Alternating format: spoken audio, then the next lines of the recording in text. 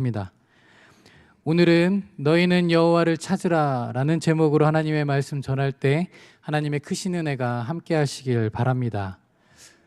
요즘 살림살이 좀 나아지셨습니까?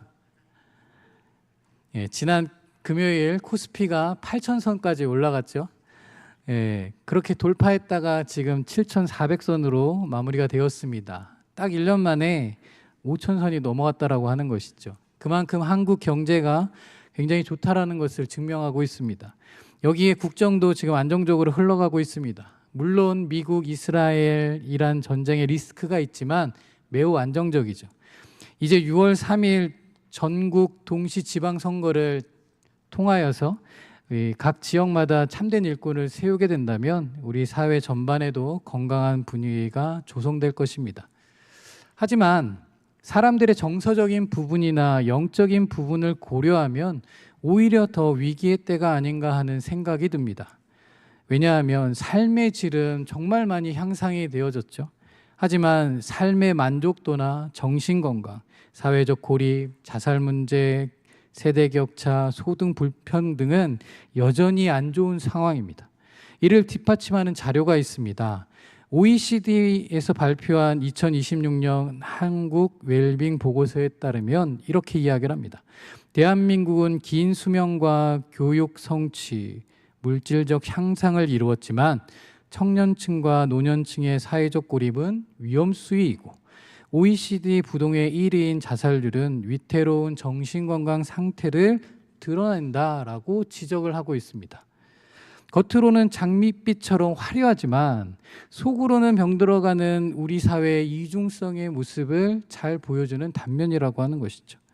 그렇다면 이 위험 속에 있는 이들에게 도움을 줘야 할 한국교회는 어떠할까요? 온 오프라인을 통해 예배, 설교, 프로그램 등 어느 때보다 풍성하다 못해 홍수 속에 살고 있습니다. 하지만 우리 사회가 한국교회를 바라보는 신뢰도는 나락 그 자체입니다.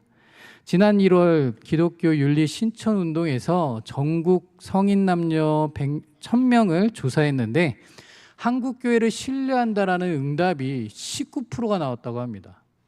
19%입니다. 신뢰하지 않는다는 응답은 무려 75.4%입니다.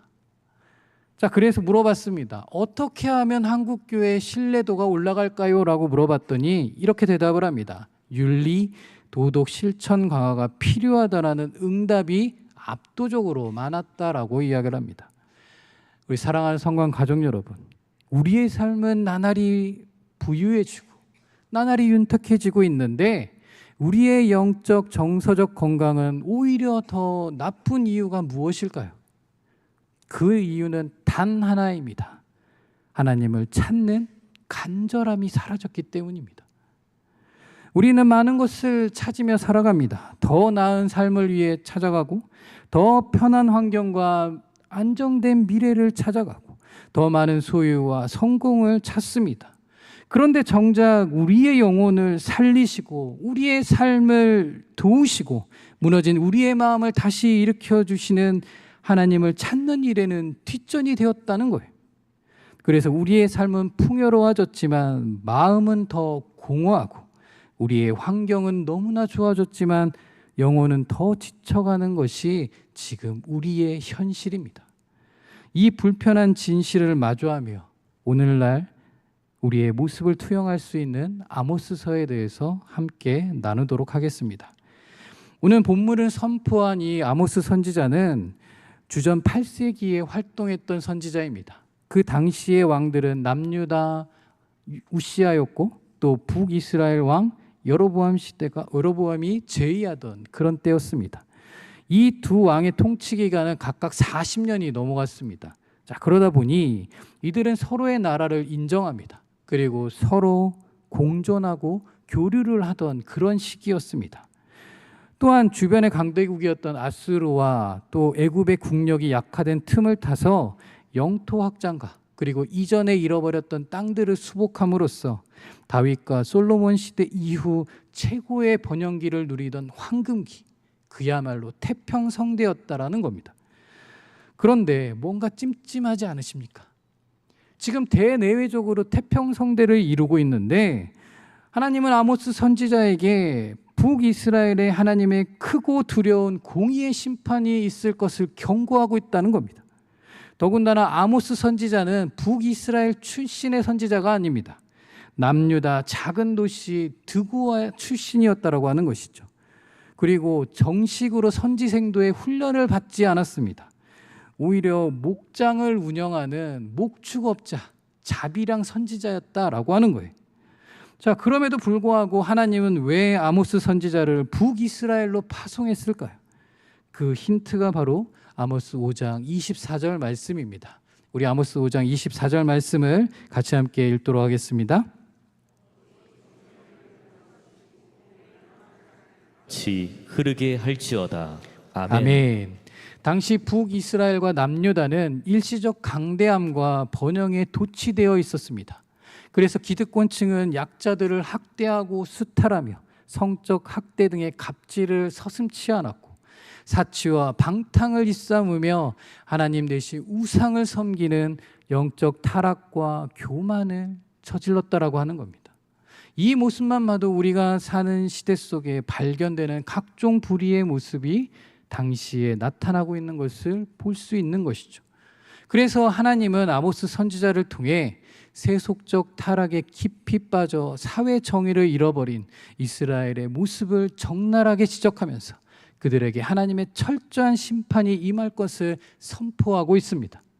사랑하는 성관 가족 여러분, 이 말씀은 오늘을 살아가는 우리에게도 이 시대 속에서 어떤 믿음의 자세로 살아야 하는 것을 분명하게 보여주고 있습니다.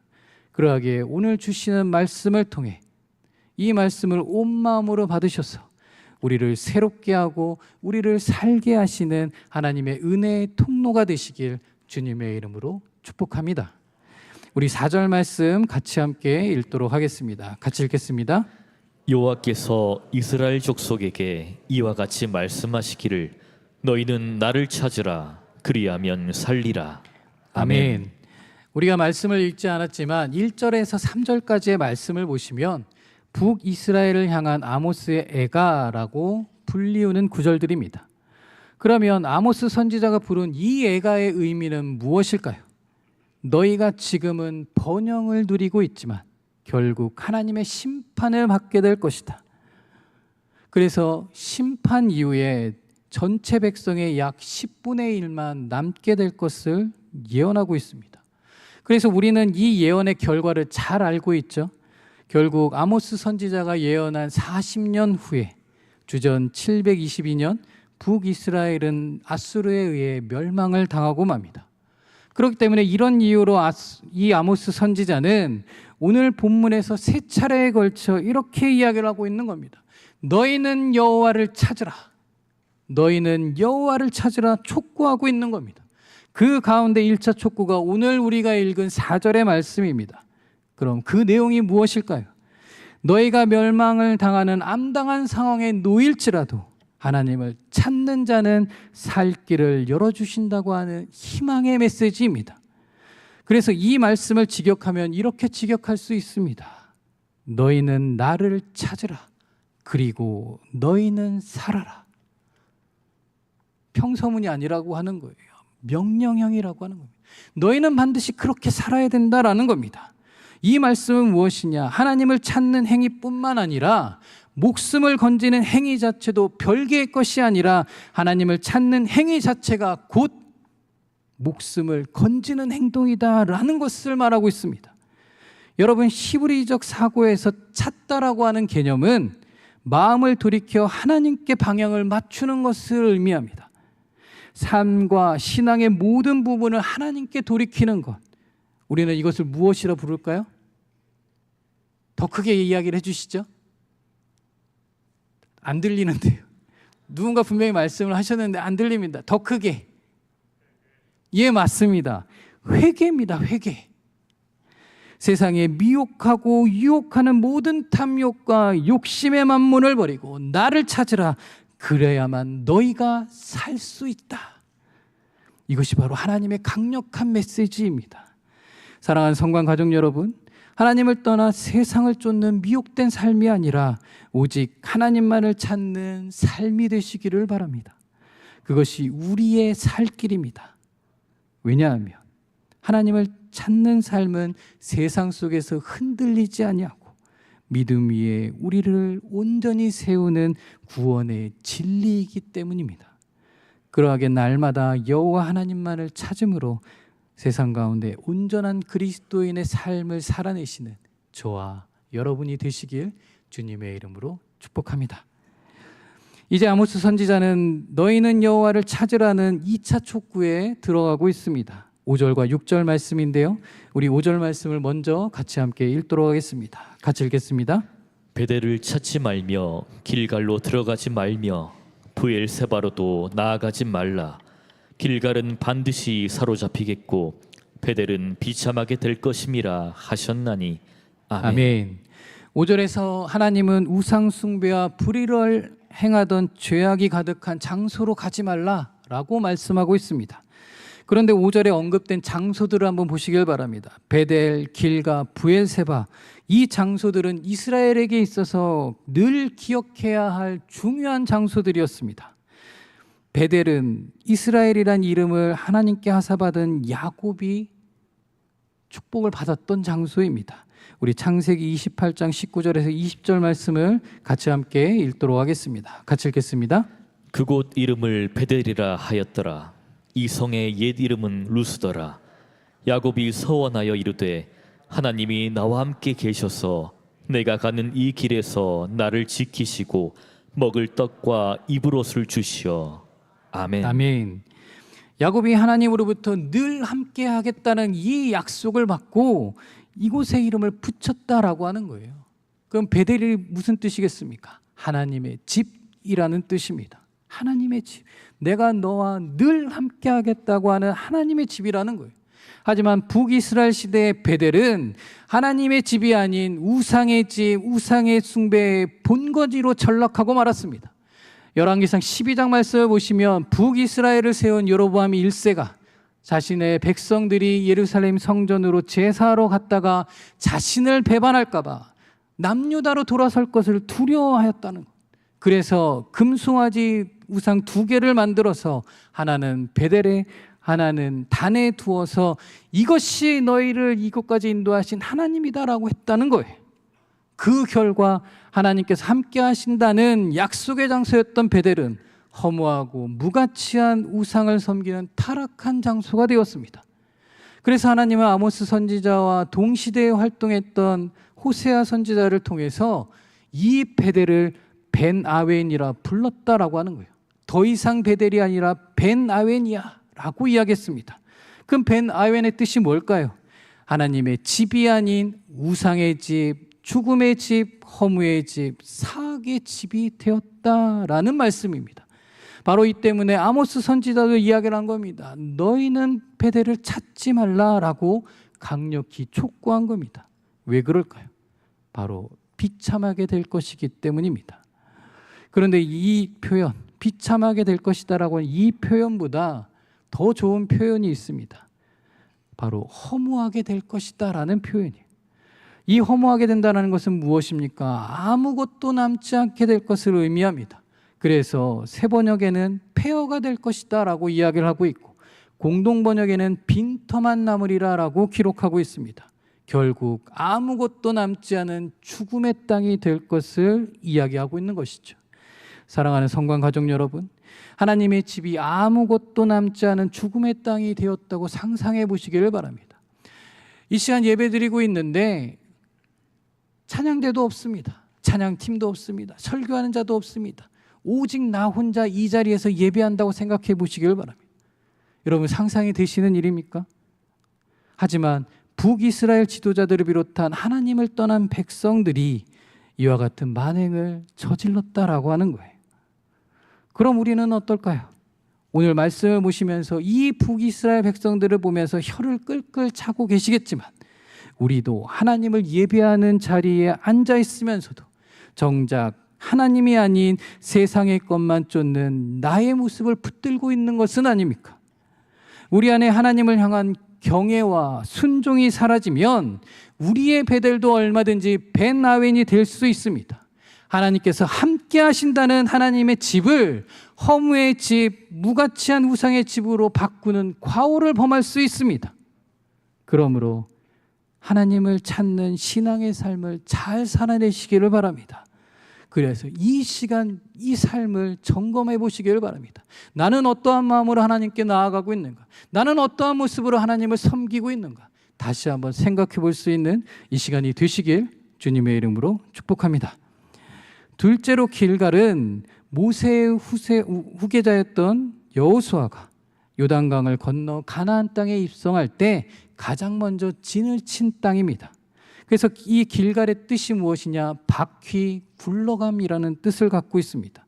이스라엘 백성들이 애굽 땅에서 겪은 모든 수치를 굴러가게 하셨다. 그와 같은 감사의 장소가 바로 길갈이었다라고 하는 것이죠. 그래서 430년의 노예 생활을 종결하고 하나님의 백성으로서의 영야로운 삶을 시작한 곳, 그곳이 바로 길갈입니다. 하지만 호세아 9장 15절 말씀에 길갈이 어떤 곳이 되었는지를 명확하게 보여주고 있습니다. 우리 9장 15절 말씀을 같이 함께 읽도록 하겠습니다. 같이 읽겠습니다.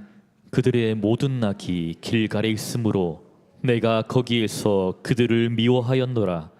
그들의 행위가 악함으로 내 집에서 그들을 쫓아내고 다시는 사랑하지 아니하리라. 그들의 지도자들은 다 반역한 자니라. 아멘. 이제 길갈은 북이스라엘 왕들과 백성들의 불경건 그리고 우상 숭배가 가득한 타락한 도시가 되었습니다. 은혜의 자리가 죄악의 자리가 되었고 감사의 장소가 하나님의 진노와 심판이 임하는 곳이 되어 자신의 생명을 건지기 위해서라도 절대 들어가서는 안 되는 땅이 되었다는 것이죠. 그래서 아모스 선지자는 길갈로 가면 반드시 사로잡힐 것이다 라고 말씀합니다. 이는 길갈이 가나안 정복의 초석을 다지는 영광스러운 장소였지만 이제는 이방인들의 포로가 되는 수치스러운 장소로 전락하게 될 것을 보다 선명하게 보여줌으로써 스스로 이방인의 포로가 되어버린 북이스라엘 백성들의 미련함을 조롱하고 있는 것입니다. 또한 마지막으로 아모스 선지자는 부엘세바로 나아가지 말라라고 말씀합니다. 여기 부엘세바는 성지 중의 성지로 아브라함과 이삭과 야곱이 하나님께 언약을 받은 장소이면서 제사를 드렸던 유서 깊은 장소였습니다. 하지만 이 장소는 남유다 최남단에 있는 땅끝 도시입니다. 그런데 북이스라엘 백성들이 자신들의 땅에서 가장 먼 곳까지 와서 제사를 드렸다라고 하는 거예요. 이들은 이렇게 굳이 할 필요가 없었습니다. 왜냐하면 하나님의 성전이 예루살렘에 있었고 또 우상 숭배를 하던 베델과 단이 있었습니다. 그곳에서 예배를 드려야 됨에도 불구하고 그들은 불순한 의도를 갖고 이미 부엘세바에까지 미쳤다라고 하는 거예요. 그 의미가 무엇이겠습니까? 하나님의 언약을 받았던 이 장소도 우상 숭배를 위한 도시로 전락해버렸다라는 겁니다. 그런데 특이하죠? 아모스 선지자는 북이스라엘 땅에 속해 있던 베델과 길갈에만 대해서 심판한 것이 아니라 심판을 말한 것이 아니라 오늘 지금 남유다 땅이었던 부엘세바까지 언급하고 있다라는 겁니다. 그럼 왜 이렇게 언급하고 있는 걸까요? 이 북이스라엘의 멸망이 정치적인 심판이 아니라는 겁니다. 아브라함과 이삭과 야곱의 언약을 이어받은 언약 공동체로서의 멸망이라고 하는 거예요. 그 말은 무엇을 뜻하는 겁니까? 하나님의 언약을 저버린 백성이 어떻게 되는가?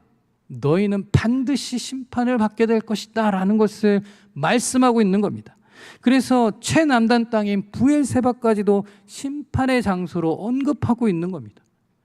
사랑하는 성관 가족 여러분, 어떠한 장소가 거룩한 땅인지 아닌지, 영광스러운 땅인지 아닌지는 그 땅에 얽힌 과거의 사연이 중요한 것이 아니라 현재를 살아가는 사람들이 그 땅을 어떻게 사용하고 어떤 삶을 살아내고 있느냐가 더 중요하다는 사실입니다. 여러분 그거 아십니까? 우리 가까운 곳에 거룩한 땅이 수십 년 만에 우상의 땅, 허무의 땅, 죽음의 땅, 수치의 땅으로 바뀐 것을 여러분은 보았고 지금도 보고 계십니다. 어디일까요? 어딜까요? 북녘 땅입니다. 1885년 4월 5일 부활주일 장로교회 언더우드 선교사님과 감리교회 아펜젤러 선교사님이 인천 제물포로 발을 디딘 이후로 불과 20년 만에 한반도는 엄청난 부흥의 바람에 휩싸였습니다. 이른바 1907년 평양 대부흥운동이죠. 이 평양 대부흥운동의 기틀이 된 것이 1903년 원산에서 일어난 회개운동입니다. 여러분, 원산이 어디일까요? 원산이 지금 어디 있나요? 북녘 땅에 있습니다. 그렇죠? 평양은 뭐라고 불렸는지 아십니까? 동방의 예루살렘이라고 불렸습니다. 그리고 더 나아가서는 장로의 신학대학교의 전신인 평양신학교가 개교된 장소이면서 한국전쟁 이전에 남한보다 더 많은 교회가 세워졌던 곳이 바로 북녘 땅입니다. 그런데 지금은 어떠합니까? 거룩한 땅이라 찬사를 받았던 땅이 아무것도 남지 않은 빈터만 자리 잡은 허무의 땅이 되어버렸습니다. 누구의 잘못입니까? 하나님을 찾지 않았던 김일성을 비롯한 북한 지도자들의 탐욕과 교만과 비열하고 악한 그 악함이 거룩한 땅을 허무의 땅으로 바꿔버렸고, 하나님을 예배하며 영광 돌렸던 땅이 수십 년간 고통과 절규가 끊이지 않는 땅이 되어버렸습니다. 그런데 우리도 그렇게 될 수 있다라는 사실입니다. 우리 역시 하나님을 찾지 않고 세상을, 우상을 찾게 되면 우리도 삽시간에 무너질 수 있다라는 사실입니다. 그러하기에 어떠한 상황 속에서도 하나님만을 찾는 백성들이 되시길 주님의 이름으로 축복합니다. 그래서 아모스 선지자는 6절 말씀에 더 한 번 더 촉구를 하고 있습니다. 그런데 이전보다 강도가 더 세졌어요. 우리 같이 함께 읽도록 하겠습니다. 같이 읽겠습니다. 너희는 여호와를 찾으라. 그리하면 살리라. 그렇지 않으면 그가 불같이 요셉의 집에 임하여 멸하시리니 베델에서 그 불들을 끌 자가 없으리라. 아멘. 하나님을 우상으로 바꿔버린 어리석은 백성이요, 자신이 최고라고 교만 떠는 어리석은 지도자들이요, 너희는 여호와를 찾으라. 그리하면 살 것이다. 그렇지 않으면, 너희가 하나님을 찾지 않으면 하나님께서 불같이 달려드셔서 베델을 살라버리시리니 그때에는 아무도 그 불을 끄지 못할 것이다. 아모스 선지자는 제발 우상을 버리고 하나님께로 돌아와라. 하나님의 기준대로 살아라. 그것이 너희가 살 것이다. 살 길이다. 라고 강력하게 외치고 있습니다. 그런데 이 간절한 외침을 들으려 했을까요? 듣지 않았다라고 하는 거예요. 아모스 선지자는 알았다라고 하는 겁니다. 그래서 더 강한 어조로 이야기하고 있는 것이죠. 하나님께서 요셉의 집에 불같이 달려들 것이다. 여기서 말하는 요셉의 집은 무엇을 뜻하는 걸까요? 요셉의 아들 에브라임 지파가 북이스라엘을 대표하는 중심 지파였기 때문에 곧 이스라엘 전체를 상징하고 있는 겁니다. 결국 이 말씀은 하나님께서 북이스라엘을 심판의 불로 완전히 태우실 것이며, 그 불은 대표적인 우상 숭배지였던 베델에까지 임해서 아무도 끌 수 없는 하나님의 진노가 계속될 것임을 이야기하고 있는 겁니다. 사랑하는 성관 가족 여러분, 하나님의 임재는 하나님께 헌신된 자들, 하나님 앞에 충성된 자들에겐 은혜와 능력을 공급하시고 복되고 영광스러운 결과를 주시지만, 하나님의 말씀에 불순종하고 죄악을 행하는 자에게는 심판의 불로 임하셔서 비참하고 허무한 결계를 낳게 되는 것임을 잊지 마시기를 바랍니다. 그리하여 늘 하나님께 헌신된 삶, 충성하는 삶, 순종하는 삶을 살아내시는 저와 여러분이 되시길 주님의 이름으로 축복합니다. 이제 마지막으로 7절에서 9절까지의 말씀을 보시면 여호와를 찾는 것에 대한 3차 촉구를 아모스 선지자가 이야기하고 있습니다. 우리 7절 말씀 같이 함께 읽도록 하겠습니다. 같이 읽겠습니다. 정의를 쓴쑥으로 바꾸며 공의를 땅에 던지는 자들아. 아멘. 이 구절에 보시면 북이스라엘의 모든 모습을 규정하는 두 가지 문장으로 되어져 있습니다. 하나는 정의를 쓴쑥으로 바꿨다라고 하는 것이고, 또 하나는 공의를 땅에 던져버렸다라는 뜻입니다. 이 말은 무엇인가? 정의를 쓴쑥으로 바꿨다라고 하는 것은 북이스라엘 백성들이 하나님의 정의를 무시했는데 아무짝에도 쓸모가 없는 쓰디쓴 쑥으로 대했다라고 하는 거예요. 또한 공의를 땅에 던졌다라고 하는 의미는 하나님의 공의 역시 쓴 쑥처럼 천대받는 대상으로 여기고 땅바닥에 내동댕이 쳤다라는 의미입니다. 이 말은 무엇을 뜻하는 겁니까? 북이스라엘 백성들이 하나님의 공의와 정의를 존중하기는커녕 그것을 짓밟고 무시하는 극악한 죄악을 저질렀다라고 하는 것을 의미합니다. 그러하기에 우리는 어떠한 삶을 살아야 될까요? 우리는 늘 하나님을 찾는 삶을 살아야 합니다. 왜냐하면 그분만이 이 세상을 이길 전지전능하신 하나님이시기 때문입니다. 우리 8절 말씀을 같이 함께 읽도록 하겠습니다. 같이 함께 읽겠습니다. 묘성과 삼성을 만드시며 사망의 그늘을 아침으로 바꾸시고 낮을 어두운 밤으로 바꾸시며 바닷물을 불러 지면에 쏟으시는 이를 찾으라. 그의 이름은 여호와시니라. 아멘. 아모스 선지자가 여호와 하나님을 찾아야 하는 분명한 이유를 8절에 이야기하고 있습니다. 오늘 우리가 예배하는 하나님은 어떤 하나님이신가요? 오늘 말씀은 세 가지로 이야기를 하고 있습니다. 말씀을 계속 띄워주시면 맨 위에 보시면 이렇게 이야기를 하고 있죠. 묘성과 삼성을 만드시며, 이 말은 무엇이냐면 바로 별자리를 의미하는 겁니다. 하나님께서 이 별들을 창조하셨죠. 결국은 이 별은 무엇을 뜻하는 겁니까? 피조물이라고 하는 겁니다. 그런데 문제는 이 북이스라엘 백성들이 이 별들을 신으로 신격하여서 이 별을 섬기고 있었다는 거예요. 그러니까 결국은 이 말은 무엇을 뜻하는 것인가? 이 별들도 결국은 하나님이 만드신 피조물에 불과하다는 겁니다. 그러하게 너희는 하나님 앞에 나와야 된다라는 것을 이야기하는 것이고, 여기 사망의 그늘에 아침으로 바꾸시고 낮을 어두운 밤으로 바꾸셨다라는 것을, 하나님께서 시간에 따라 호흡하는 모든 것을 태어나게 하시고 죽게 하신다고 하는 생명의 주관자이심을 말씀하고 있는 겁니다. 그러하기에 너희는 이 생명의 주관자를 따르는 것이 마땅하다라는 것을 이야기하는 것이고, 바닷물을 불러 지면에 쏟으신다라고 하는 것은 바닷물을 말씀 한마디로 불러서 비가 되게 하시고 그 비를 땅 위에 내리게 하셨을 때 하나님께서 풍요를 주시고 풍년을 주시는 것은 바알이 아니라 나 여호와 하나님이시다라는 것을 말씀하고 있는 것입니다.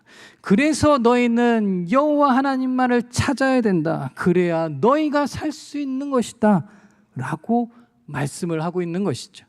그래서 오늘 이 말씀의 마지막 9절 말씀을 결론으로 맺고 있습니다. 우리 9절 말씀 마지막으로 같이 함께 읽겠습니다. 그가 강한 자에게 갑자기 패망에 이르게 하신즉 그 패망이 산성에 미치느니라. 아멘. 이 말씀은 어떤 피조물도 창조주 하나님을 대적하여 이길 수 없음을 말씀합니다. 여기 강한 자, 산성이라고 하는 뜻은 이스라엘 백성을 괴롭히던 강한 대적들을 상징합니다. 그런데 그들을 지금 어떻게 하신다는 거예요? 하나님께서 그들을 철저하게 무찔러 주신다라는 겁니다. 하나님께서 북이스라엘 백성들로 하여금 과거 자신들의 선조들이 약속의 땅 가나안에 정착하는 과정에서 그들의 대적에게 어떻게 멸망을 하게 하셨는지 기억하라라는 말씀입니다. 그래서 너희 역시 계속해서 하나님께 불순종하며 죄악을 행하게 된다면 결국은 너희 역시 하나님의 심판을 받아 패망에 이르게 될 것을 강조하고 있는 겁니다. 그럼 왜 이렇게 강조하는 걸까요? 당시 하나님의 택함을 받은 선민들은 죄악을 저지르고 회개하지 않더라도 이방 나라들처럼 멸망하지 않을 거야 라는 잘못된 인식을 갖고 있었습니다. 그러나 그것은 스스로를 속이는 허망한 생각에 지나지 않았다라는 것이죠. 그래서 오늘 말씀은 정의와 공의의 하나님께서 자신들이 선민이라 할지라도 선택받은 백성이라 할지라도 범죄하고도 회개하지 않는다면 이방 나라들과 동일시하며 그들과 동일한 방법으로 심판하실 것을 말씀하고 있습니다. 그러하게 사랑하는 성관 가족 여러분, 오늘 하나님께서 아모스 선지자를 통해 3번이나 반복된 말씀을 주셨습니다. 너희는 여호와를 찾으라. 그리하면 살 것이다. 너희는 여호와를 찾으라. 그리하면 살 것이다. 북이스라엘이 망한 것은 무슨 이유입니까? 그들은 망하지 않는다라고 생각했습니다. 세상적으로 너무나도 잘 나가고 있기 때문이었죠. 경제적으로 풍요롭고 정치 외교적으로 안정적이었고 종교적으로도 예배와 제사가 끊이지 않았습니다. 그러나 그럼에도 하나님은 그들을 향해 철저한 심판에 대해서 말씀하셨습니다. 왜 그렇게 하셨을까요? 그들이 베델은 찾았지만 하나님을 찾지 않았기 때문입니다. 그들이 길갈로 나아갔지만 하나님께 돌아오지 않았기 때문입니다.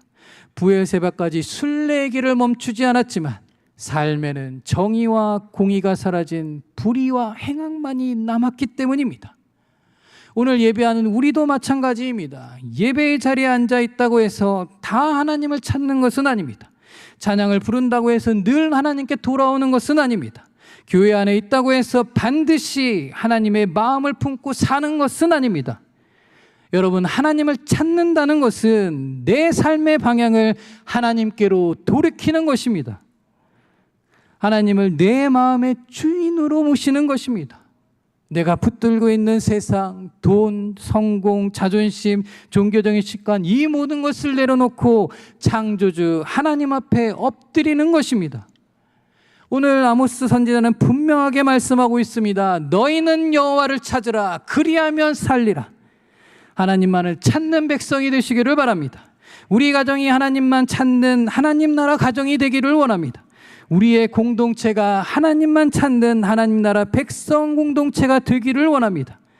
이 나라와 이 민족이 하나님 앞에 겸손히 엎드려 하나님만 찾는 하나님 나라 민족이 되기를 원합니다. 그리하여 우리의 예배가 삶이 되어지고 우리의 기도가 사랑이 되어지고 우리의 믿음이 세상과 교회 가운데 정의와 공의로 흘러가기를 원합니다. 오늘도 주님은 우리를 향해 말씀하십니다. 너희는 여호와를 찾으라. 그리하면 살리라. 아멘. 기도하겠습니다. 하나님 아버지, 우리가 예배의 자리에는 익숙했지만 정작 하나님을 간절히 찾는 마음은 잃어버리지 않았는지 다시 한번 돌아봅니다. 베델과 길갈과 부엘세바를 찾으면서도 하나님의 뜻대로 살지 못했던 우리의 모습을 용서하여 주옵소서. 우리의 예배가 삶으로 이어지게 하시고 우리의 믿음이 정의와 공의로 드러나게 하시며 우리의 가정과 교회와 이 나라가 다시 여호와를 찾게 하여 주옵소서. 세상의 산성이 아니라 하나님만 의지하게 하시고 주님 안에서 참 생명의 길을 걷게 하여 주옵소서. 예수님의 이름으로 기도드립니다. 아멘. 우리 다 같이 일어나셔서 주님 다시 오실 때까지 찬양 드리신 후에 축도로 예배를 마치도록 하겠습니다.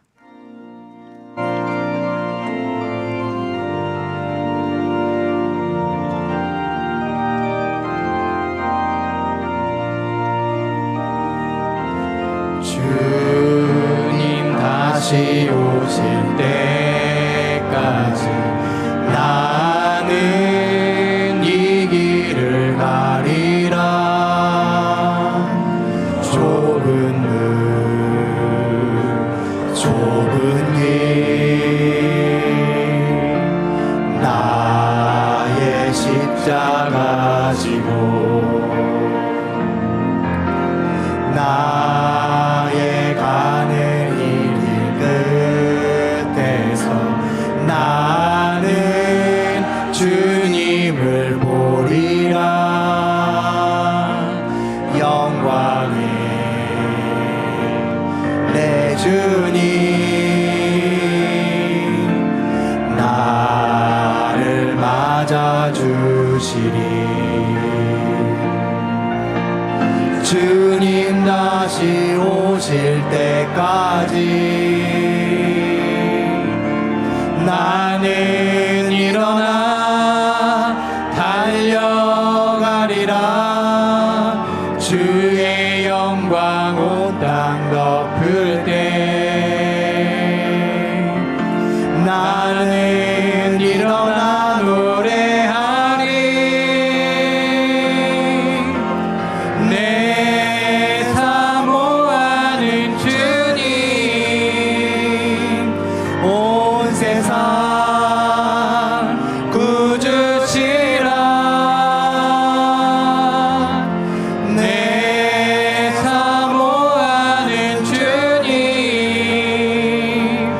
영광의 왕이 우리 두 손 높이 들고 주님 다시 오실 때까지 주님 다시 오실 때까지 나는 일어나 달려가리라 주의 영광 온 땅 덮을 때 나는 일어나 노래하리 내 사모하는 주님 온 세상 꾸주시라 내 사모하는 주님 영광의 왕이시라 영광의 왕이 한 번 더 영광의 왕이시라 영광의 왕이시라 우리 하나님께 영광의 박수 드리도록 하겠습니다.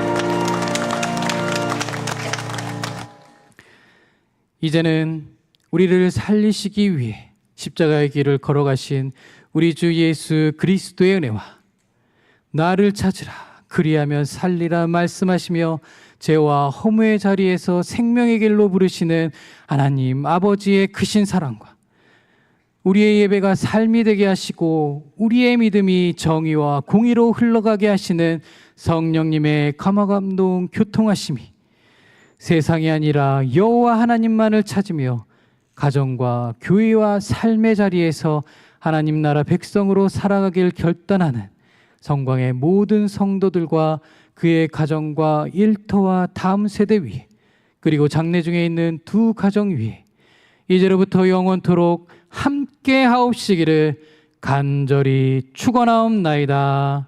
아멘.